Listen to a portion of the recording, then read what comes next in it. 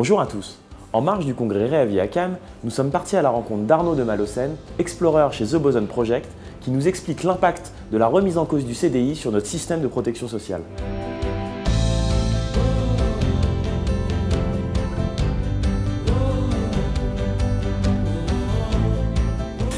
The Boson Project s'associe à CNP parce que la question de génération, c'est quelque chose sur lequel on bosse, nous, toute l'année au sein de l'entreprise. On se rend compte que c'est pas tant une question de génération Y qui débarque et qui va bousculer tout un système établi. Elle vient questionner un système, mais on est convaincu aussi que demain, l'intergénérationnel sera la clé. C'est pas une génération toute seule qui va inventer demain.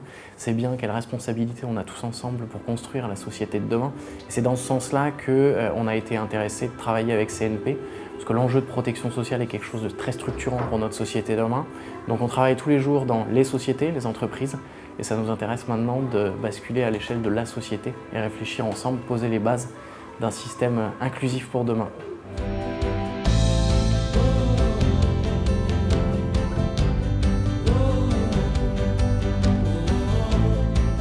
Aujourd'hui, la protection sociale, elle est questionnée à plusieurs niveaux. Moi, je vais m'arrêter à un niveau qu'on côtoie au quotidien avec The Boson Project, c'est celui de l'entreprise. Et la porte d'entrée sur la protection sociale, c'est l'emploi. Et donc le CDI, qui est un peu la référence aujourd'hui, mais qui apparaît aujourd'hui comme figé. C'était le système du CDI jusqu'à la retraite, indéterminé. Cette chose indéterminée aujourd'hui n'a plus vraiment de sens dans une société qui est en mouvement, où tout change en permanence. Et du coup, le CDI est questionné aujourd'hui. On a l'apparition d'un certain nombre de contrats dits précaires, mais qui sont en constante augmentation, que ce soit le freelance, que ce soit le CDD ou autre. Et dans ce point de vue-là, le CDI aujourd'hui n'est plus la norme, n'est plus vraiment le principe.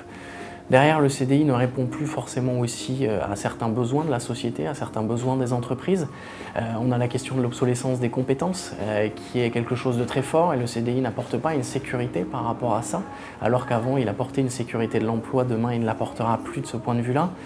On a des jeunes générations qui remettent en cause le CDI, qui sont nés agiles, qui vivent agiles, qui ont besoin de multiplier les expériences et en soi un contrat figé avec des horaires de travail, une badgeuse, un lien de subordination et d'obéissance passe mal à l'heure du collaboratif.